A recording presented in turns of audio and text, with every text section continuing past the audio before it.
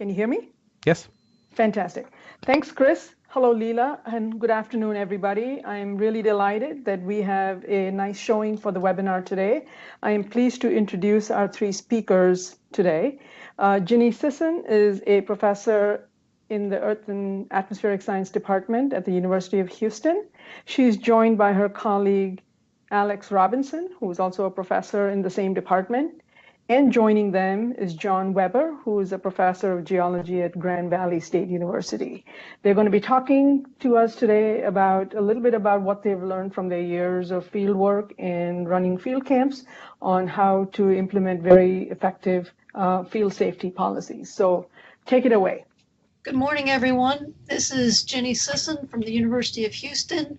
As Pranoti mentioned, I'm going to be joined by two other colleagues. I would also like to make a call out to two other people on this webinar is Kevin Bohax, recently retired from ExxonMobil, who is co-editor of a AAPG field guide to safety, and Greer Barreau, their current safety manager. And so if people have questions about industrial safety practices, they are available to talk to as well.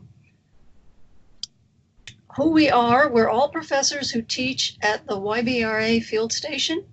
I have been teaching on and off there since 1986, and I was co-editor of an AGI book on planning for field safety back in 1992. So this has been a subject dear to my heart for a long time. And also we have Alex Robinson, who has been teaching field camp since 2008, and John Weber from Grand Valley, who initially was a student at YBRA and has taught there from 1999 to present with a variety of institutions. In case you don't know, YBRA is one of the oldest field camps in the country. It is not the oldest, but field camps have been there since 1936. Initiated by Princeton, and the field facility is now shared by several universities, including Pennsylvania, Penn State, Montclair University, the Ohio State University, Bighorn Basin Paleontological Institute, as well as a variety of other users, Cal State, Long Beach, Baylor's been out there, Lehigh, and others. So it is a long-running field camp. And so today,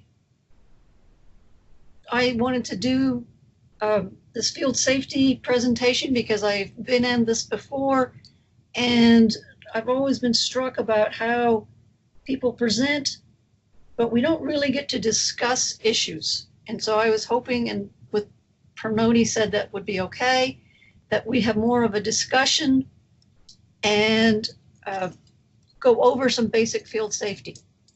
And so to me, we've divided this out into several issues. And the first one we're going to address is instructor preparation.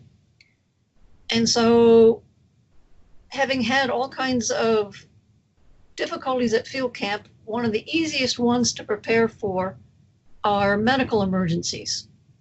And so a question is, what sort of training do faculty and TAs need to have before going out there? We have some faculty who have taken wilderness first aid, and we have others who have just used common sense and haven't had a formal course. And so should field camps require some kind of minimum medical training? And so there's basic Red Cross first aid, there's wilderness first aid. The Red Cross has guidelines and other people have guidelines, and are these guidelines reasonable? One of the questions we have is how this should be paid for, because we have students that may not get a training 1 year, and if they want to do it, who pays for it? And I don't know what other institutions do about this issue, about getting people trained for first aid. And so if anyone wants to write a comment or a question about what their institution does, I'd be happy to hear that now. Jenny, if I could just interject for a second. Yes. I think we've actually found this to be an incredibly useful preparation for our teaching assistants. And unfortunately, it's not one we've been able to replicate every year. But about 5 years ago, we did have a student who had massive seizures in the wilderness, and the TAs had just gone through wilderness first aid training given by Kevin Bohawks. Thanks a lot, Kevin. And they handled themselves exceptionally well. They felt prepared, they knew what to do, and they were able to take a situation that was rather critical and handle it competently without panicking. And so I think it's something that, as field camp instructors, this is something we should really be looking at, is making sure our teaching assistants as well as ourselves have this preparation for dealing with medical emergencies in the field. And Jenny, someone from the audience also indicated that their school, they strongly encourage but do not require folks to get a WFR, and said the biggest problem is that the college won't offer to pay for the training. Yeah, I know that our institution doesn't pay for it except for when Kevin kindly comes in and does it as a volunteer. And I'm also reading another comment where they require all of their geologists to have CPR and first aid. I'm glad your state survey is paying for it. I wish there were more resources to do this. Okay. So on to the next topic. And another thing instructors, I feel, need to do is consider specific information for where they're going, such as terrain and weather. If you do a field camp every year, you kind of forget to do this because you've done it every year, but your students haven't done it every year. And so you need to consider something like the image on this picture, a talus slope. Are your students going to be able to climb and descend the talus slope safely? Are you going to be having them cross a river? Maybe some year the river water level is higher than others. Some of us work at areas where there are glaciers. Are there areas where, like this picture, where you're well exposed to lightning and other hazards? And so I think every year people need to consider this for wherever they're going, whether or not they've been there every year. Another thing I think is important for instructors is to make sure every year they know what is available for medical emergencies. Is there a hospital in town? Is there a new urgent care center? Perhaps the eye doctor that used to be there retired. And so every year, I think it's imperative that instructors look for this information to make sure it is available so that they can recommend where to go in case a student or even they have an emergency. And one thing that I didn't used to do until a couple of years ago is find out anything about first responders in an area. And this was because a student had a major accident and I had no clue until then if there was a search and rescue in the area. Okay, I'm getting some comments. Wallet size cards with all of these numbers. Yes. In a couple slides, you'll see that we have a wallet size card that I'm going to show, but we don't put all of those numbers on it because the field camp moves around. And so it's hard to put all of them on one wallet sized card. And somebody else says that they have to send it to the dean. That's great. Our dean doesn't seem to care about that. And when you're out there, have you considered both minor and major hazards? Something like these cliffs are a major hazard, but a minor hazard might simply be a dead tree in there that a student stumbles over. And another thing an instructor might do is consider where they're going and create a what if exercise and poses to the students. So if I use this talus slope and this cliff as an example, you might ask the students before you go, what would be the hazards and what would happen if somebody slipped on the talus and was sliding down? What would be your reaction as a student? And so that would be something to to do on a daily basis or maybe every other day so that the students become more aware of what they're doing.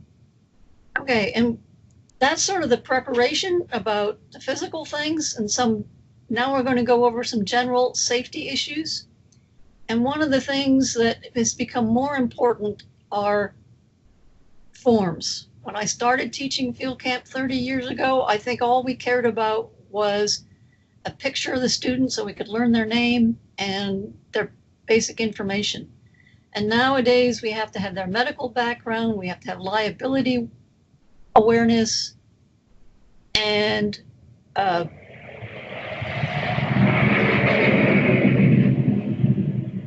so do you have all of these forms? And there's some issues about student privacy that are important these days. And so I'm going to show you forms in just a minute. And have you done all your emergency planning? Have you prepared for lightning if it's a consideration in your area? Severe weather? What are you going to do if you lose a student? A student gets lost. What if there's an active shooter in the area? What's going to happen if you have a student fall, if you have a driving accident, some kind of water accident? And have you considered all of these things? I know that we have a booklet that I've written to cover most of these for where we do field camp. And I'd be happy to share it with anybody else if you want to see what we do. And also important is to check all of your equipment. Is your first aid kit that you took out in the field last year, is it still have all the bandages in it? Do you have enough fire extinguishers to have one in every car? We equip our students with handheld GPSs that are also walkie-talkies, and are the maps up to date? Are the radios working? Is the GPS working? Do you have appropriate tools for emergencies? Do you have water resources? And again, going back to instructor preparation, make sure that all the professors, TAs, have the appropriate training, and then you're going to have to do on-site training of the students. Maps to the medical facilities, I like that idea. Okay, so here's a medical form that we ask the students to fill out. This is very similar to what Kevin Bohax has in his AAPG book, but I have highlighted two things that I have modified from their company form. On the left, and I don't think you can probably read it, but there's a statement about acknowledging that the student is essentially waiving their FERPA rights, their rights to privacy in case of emergency, so that if there is an emergency, we can contact their parents or their spouse or whoever they have as an emergency contact, and that we can give this contact to the local first responders in case of emergency. Because of FERPA, we're not supposed to let that information out, but this safety acknowledgement form includes basic medical information, and it also gives a FERPA waiver in case of these emergencies. And then the rest of it is to acknowledge any medical problems a student may have in advance. I sometimes find that students are not very honest and do not fill out information that they really should. I don't think they're being honest. I think they just don't realize the severity of their medical issues in advance, and that the stresses of field camp might make it harder for them. And they also really want to go so that they're young and they don't think that these things are important. This is the inserts we have for the field notebooks. And this might be similar to, I forget who said it. Oh, Eric said it. Eric said this might be similar to theirs, but we have some basic information for students on first aid and resources. And then, so this is 2 pages. And then on the bottom, we have contacts just of the professors, as well as a contact of an administrator back at UH in case there's an emergency.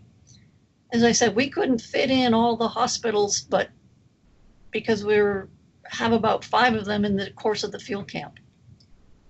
Maybe we need a 3rd page for them, but I'm not sure. Eric writes, we had a problem with a tetanus booster. Do we need immunization information? I'm not sure if that's on my form or not. I can't see that at this scale. We don't have any requirement for immunizations for admittance into the program other than a bacterial meningitis requirement. But that may be an issue to make sure to communicate with the students, and something to ask is whether or not they have their immunizations and boosters are up to date, et cetera. So that's a good idea.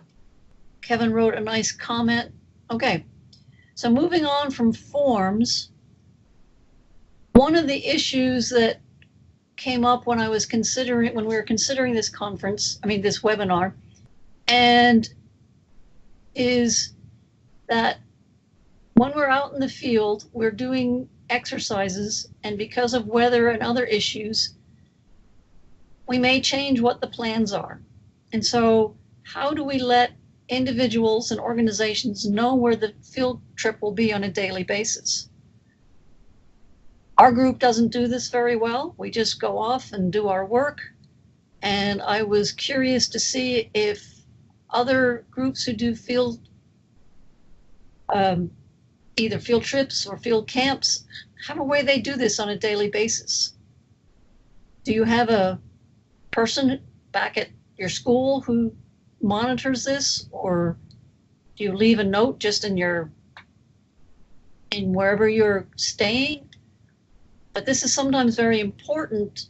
I know in the YBRA facility, sometimes there are several groups there, and some group doesn't come back, and they're late for a meal, and everybody gets concerned, and nobody else at the camp knows where that group is working that day.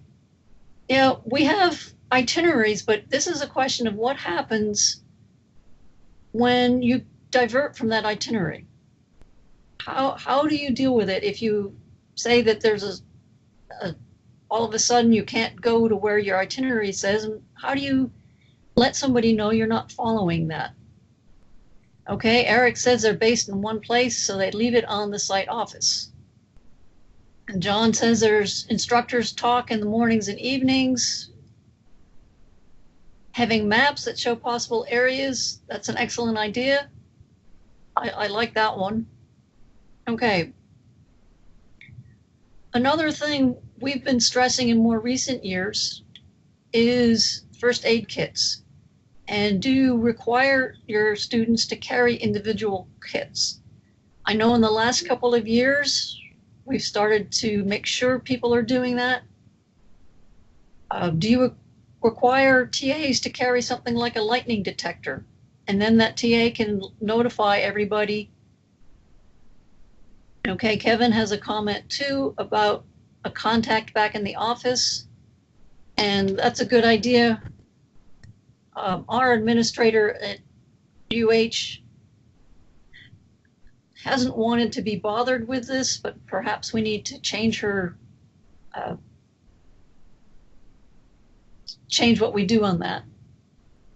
Yes, and every vehicle has a large first aid kit. That's what we do, and we carry them. And I just wanted to make sure everybody in field camps is doing something like this. And on a daily basis, when you start your day, do you go over what the hazards are for that day? I know some days I remember to do this, and some days I'm lax and don't do that. What are in-reach Garmins, Lynn? Who wrote in? Whiteboards are good, but she said something about in-reach Garmins. I'm not familiar with that technology. Okay, one possibility, send a text to a point of contact. That's a good idea. That would be a very simple one to do these days. A GPS and a satellite communicator.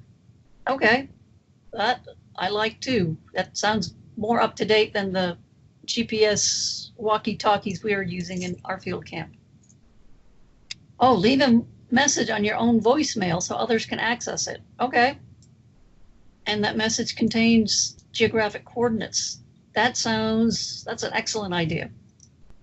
Send a fire and app. Okay. This is important on field camps where we teach, is to have enough water reserves in the vehicles. to avoid dehydration. So that's another consideration for safety planning. Okay, I think John was going to go over this issue. Are you there, John? Yeah, I'm happy to cover this one. Okay. So some time ago, maybe 5 or 6 years ago, UH started having the instructors and TAs do a vehicle safety kind of webinar, and I learned some things that I think are pretty important, and I try to use those whenever we're in the vans with students. Aside from the policies, which are the first items on this list, how the weight is distributed inside of these big vans is super important, especially if you're on tippy roads and things like that. So keeping the center of gravity is basically the rule of keeping the center of gravity low is the rule of thumb. You know, those big roof racks, if they have lots of heavy stuff in them, that's a bad thing. And also try to keep people toward the center of the van rather than spreading out in all the seats if you're on bumpy dirt roads. So that's kind of important stuff to avoid van rollovers. Of course, speed in the vans is super important as well. And it turns out that driving the vans may be the most dangerous thing that we do at field camp, especially on some of these less developed roads. And when vehicle accidents happen, they tend to be really bad. So, you know, taking care about this stuff, I think, is really important. Another thing that we do very regularly, we have tire gauge checkers in all of the vans, and every couple days we're checking the tire pressure to make sure that we don't have low tires that will kind of throw the van out of balance. The students, when we gas up, need to be sort of gently pushed to clean the windows and to clean the inside of the van.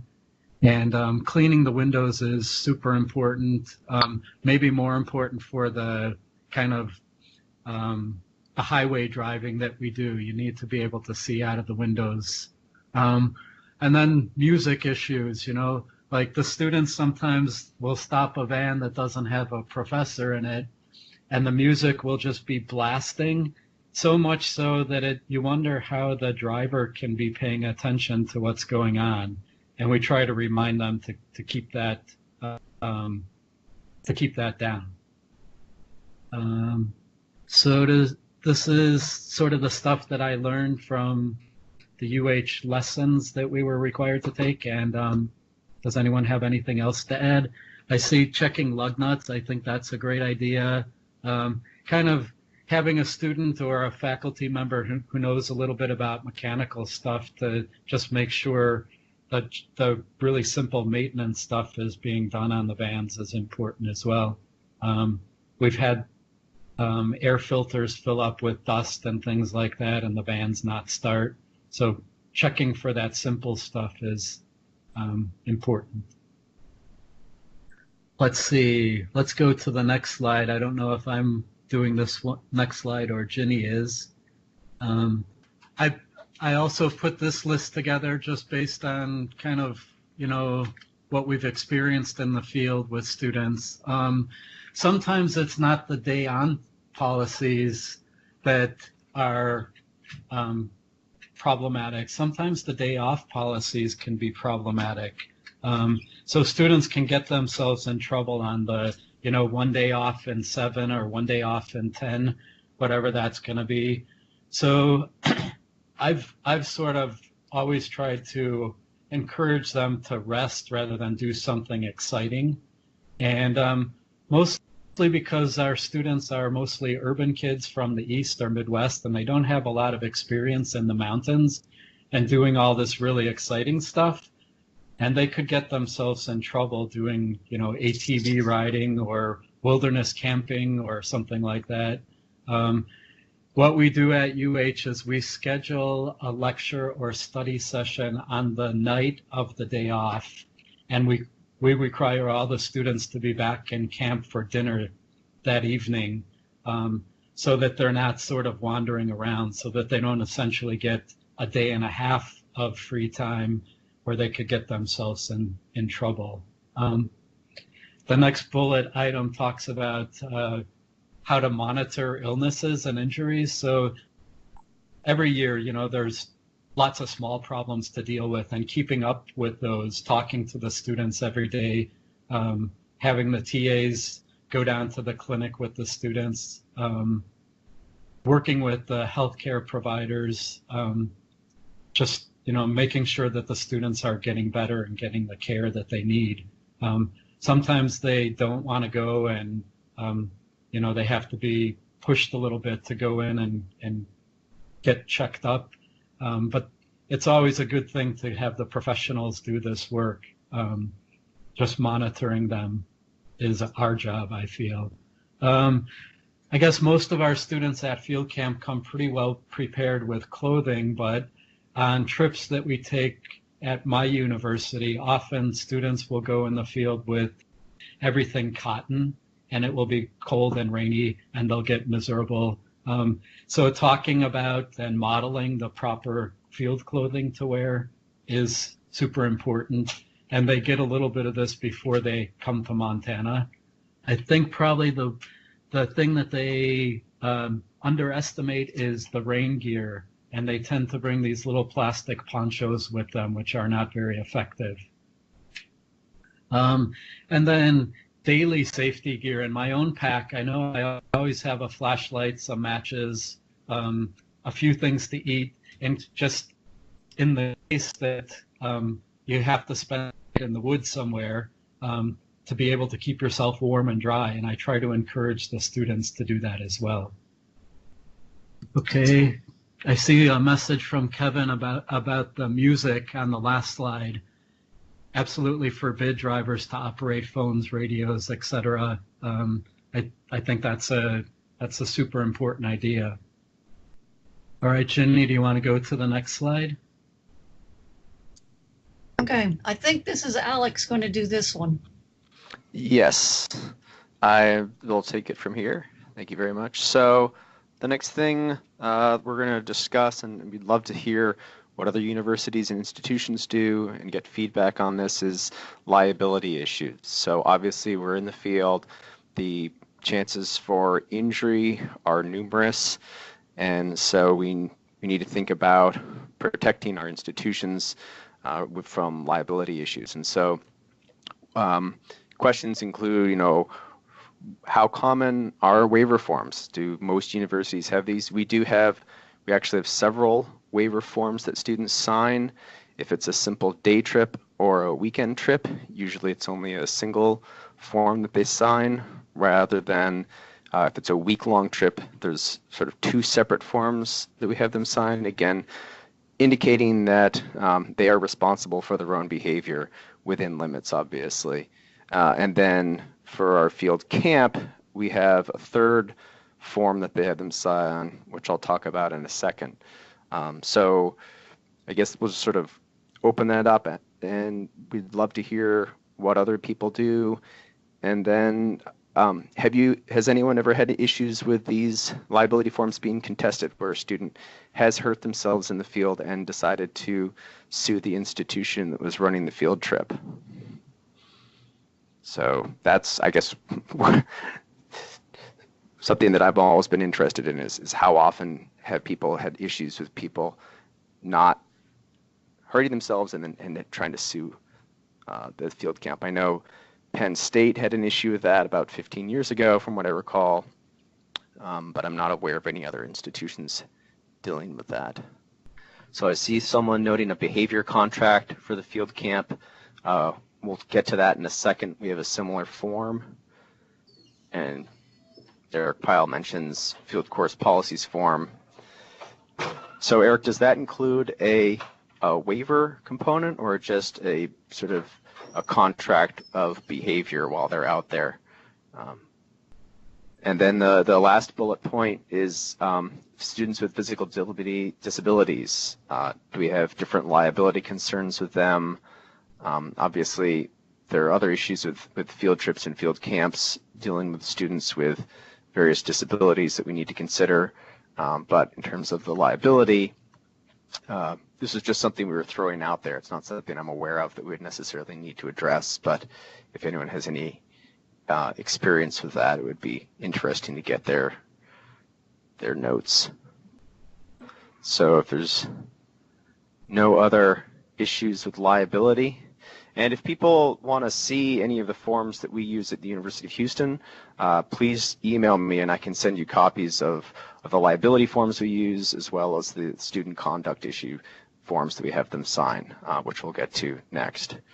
So moving on, I think many of us are aware that field situations get more dangerous if you have students that are misbehaving, and that misbehavior can come in a variety of different flavors that can simply be goofing off on the outcrops in unsafe ways, or it can be more serious issues with students that have behavioral issues where they're harassing other students, Title IX violations, possible threats of violence, and what sort of contracts do you have the students sign that would deal with that? So just as an example, we have a separate university field trip policy that we have the students sign for field camp that goes through a long list of things. On the slide, I've sort of pulled out a couple of the key aspects of the sign, and this is something that was drafted by the lawyers at the University of Houston, or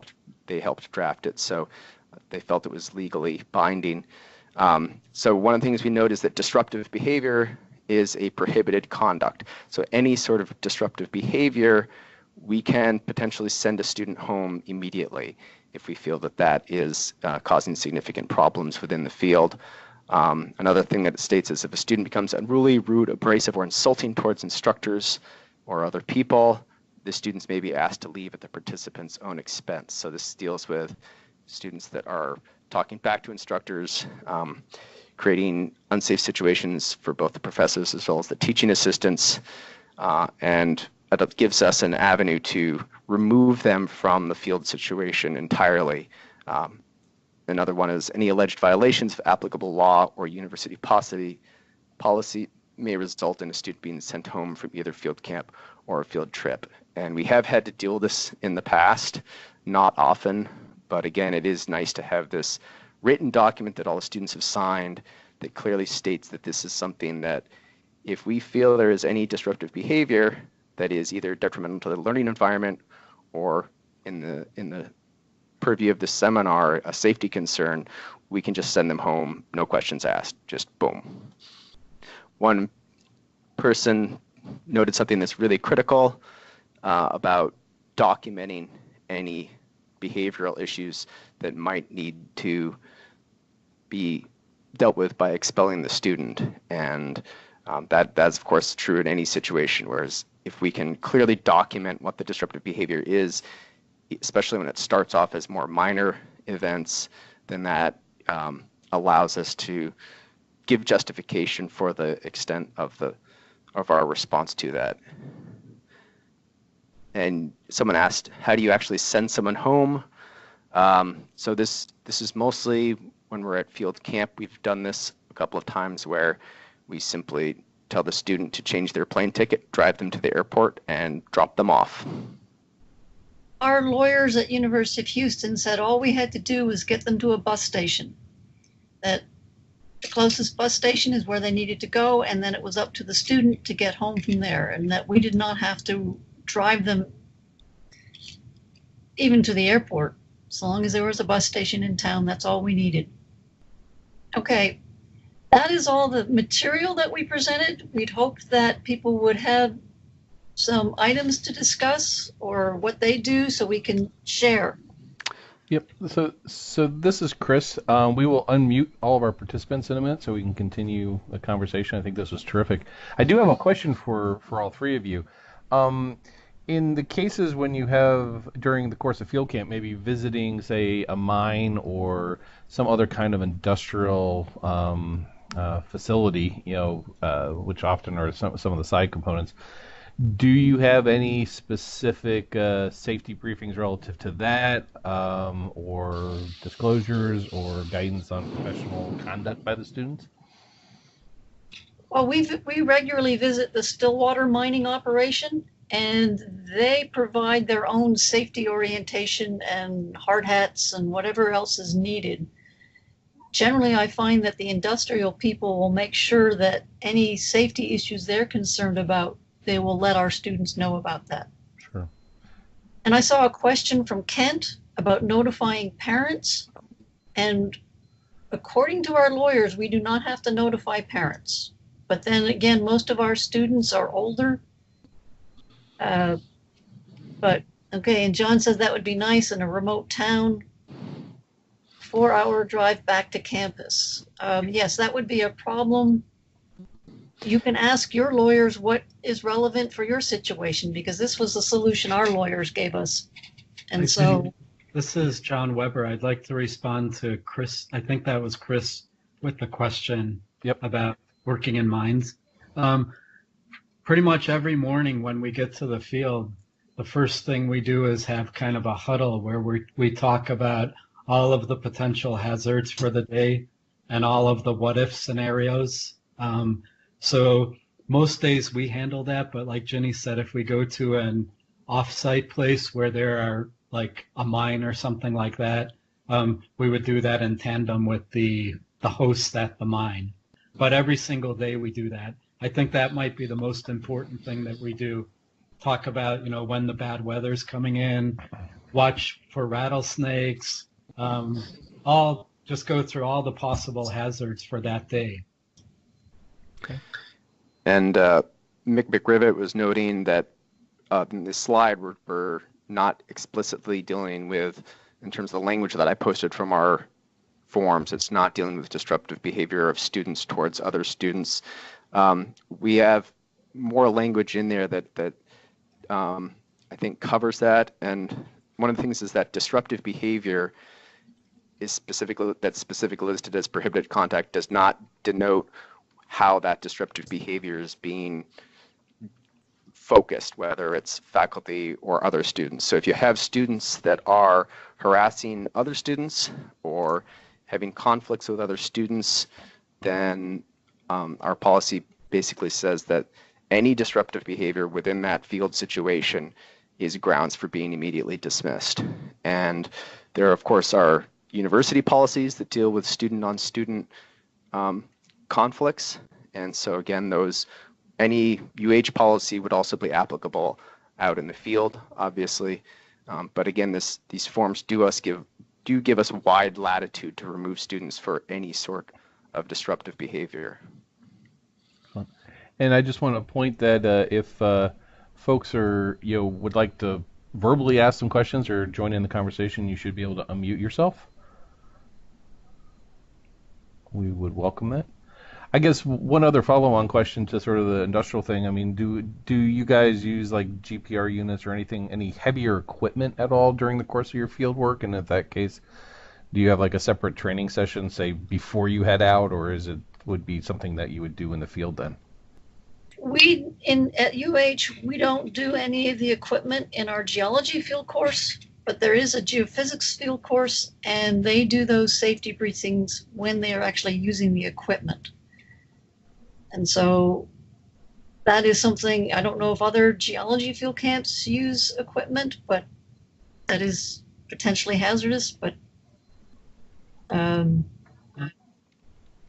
think, speaking again to Chris's question, some of the places that we have mapped in the past, like Elk Basin, is an active oil field, and students don't really have much experience around that big, heavy, nasty equipment there. And super important to talk to them about how those nodding donkeys work and the automatic timers and what to stay away from and H2S gas. And so, yeah, lots of important stuff related to that sort of equipment in some field areas.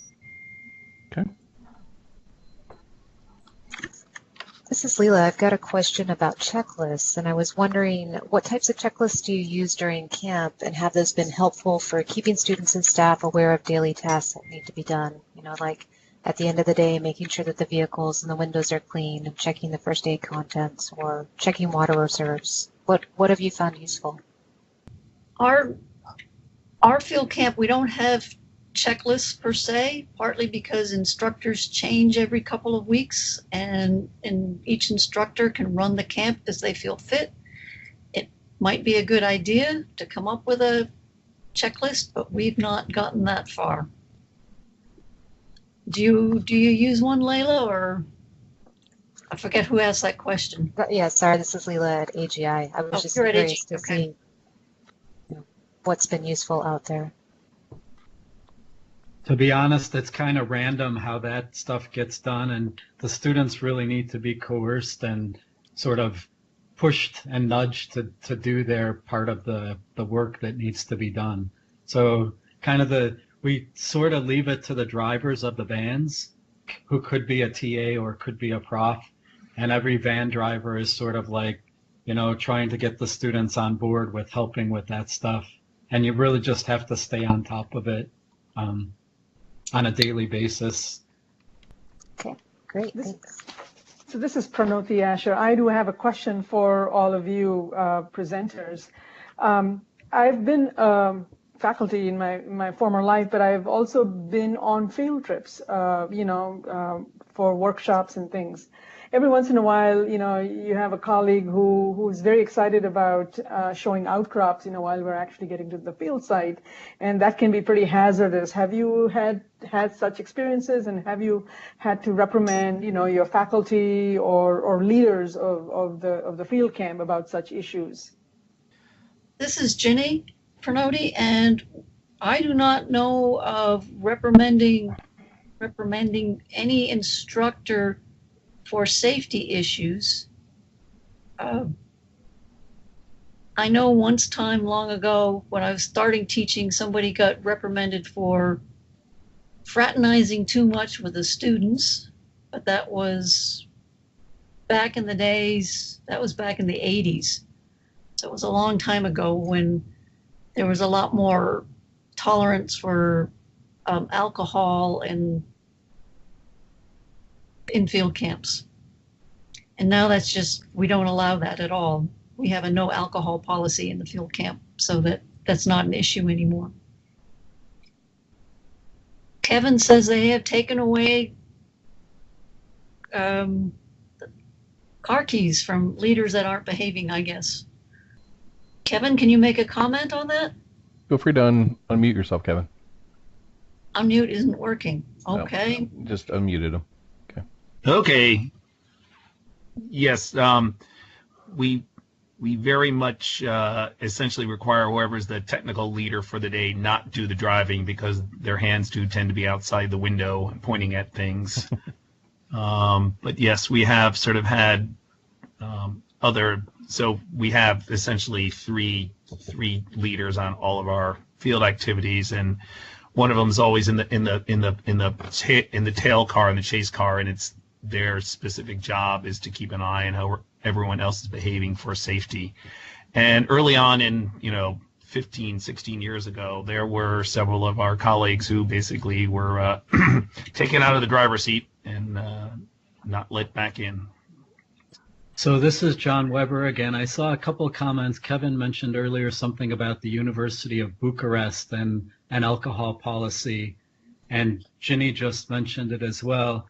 And I kind of have mixed feelings about this. What I find is that when there's a no alcohol policy, students tend to be sneaky, and they tend to dabble in the more powerful types of alcohol because they require smaller containers. So that's not a good thing, I don't think. And I think it's probably okay to have beers around a campfire or something like that, but it's not okay to be, getting drunk on whiskey. And I wonder how other people are feeling and dealing with that sort of issue. This is Alex. So we've not only at field camp, but for all of our field trips, we've been required to run them as dry field trips over the past 5 years, I think was when we started implementing this. And one of the things as the instructor on these field trips is I sort of walk around the camp making sure that people aren't drinking as much as I can, but I know that the students are probably have a beer behind that, drink cozy sometimes. But what I've found generally is that compared to before, the drinking is much more subdued. Activity at night around the campsite tends to be much quieter, and we've basically stopped having issues with hungover students in the morning. So while our policy is absolutely no alcohol, and I do try to sort of be a presence in the camp, although we know that it's going on, I think it has decreased issues with disruptive students at night as well as students over drinking in general. So I don't know if other field camps have had similar situations or have found the opposite, as what John is saying, is where banning alcohol has actually led to other, perhaps more significant problems. Okay. Layla, can you unmute Eric Pyle? Or There you go, Eric. I've just unmuted you. Go ahead. I think I got it. Is that right? yes. Okay. Well, our field course is actually in Western Ireland, where the drinking age is 18, and we used to have some students that would show up thinking they were on a 6-week drinking holiday. So we basically have made all of our lodgings officially dry. The outdoor education center we stay at for the first 2/3 of the course has school groups come in and all the time. But the part of our code of conduct that we have students sign off on is, the drinking is, drinking or being excessively drunk, excessively intoxicated is not just an issue for you. It becomes a health and safety issue for the entire course. Because if you're hungover, somebody's got to look after you, and their attention is drawn away from the rest of the course. And so we have express policies about being intoxicated in public or excessively intoxicated, transporting or consuming alcohol in the vehicles, consuming alcohol while on duty during working hours, and being demonstrably impaired as a result of excessive drinking. And these are all grounds for immediate expulsion, failing grade for the course, and no refund for tuition and fees. And we've been backed up by our study abroad office on this, the official arm for the university. But over the last few years, as our costs have gone up, the students have gotten much more serious. In terms of, they're paying an awful lot of money, and it's not a sense of entitlement because they're paying a lot of money. They don't want to lose that money. But I mean, we're just up front with them simply because we have had issues in the past, and we know that we can't cover them all. And so there is a catch-all that, again, we've been backed up, that is in terms of conduct, including drinking, disruptive, disrespectful, disorderly conduct. Basically, at the sole discretion of the faculty, we can send people home. So, and again, it is built more around safety than anything else. And I think this points to another thing too, where, when you're designing forms that you want students to sign that allow you, that give you this broad power, make sure that the legal department has signed off on it. And often they will. And if people want copies of our policy, again, just send me an email. It was written with our lawyers, so it should be fine. And it'll give you some framework if you want to develop your own. So again, feel free to email me about those.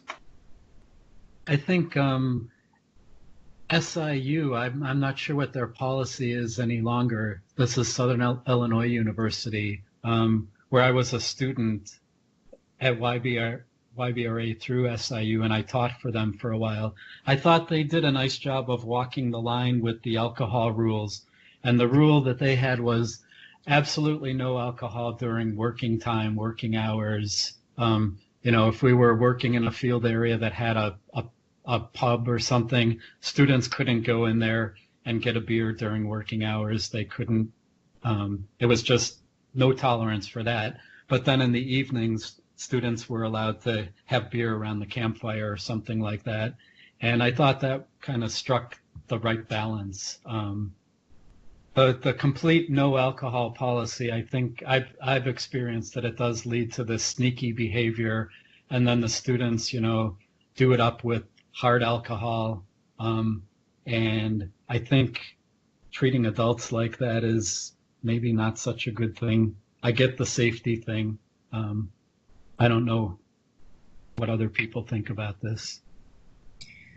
Okay, Kevin made a good thing about might want to pool resources in terms of checklists, and perhaps Pranoti can do that for us because she's already contacted Eric about getting their code of conduct. And if anyone has a daily checklist, that would be a wonderful thing to share.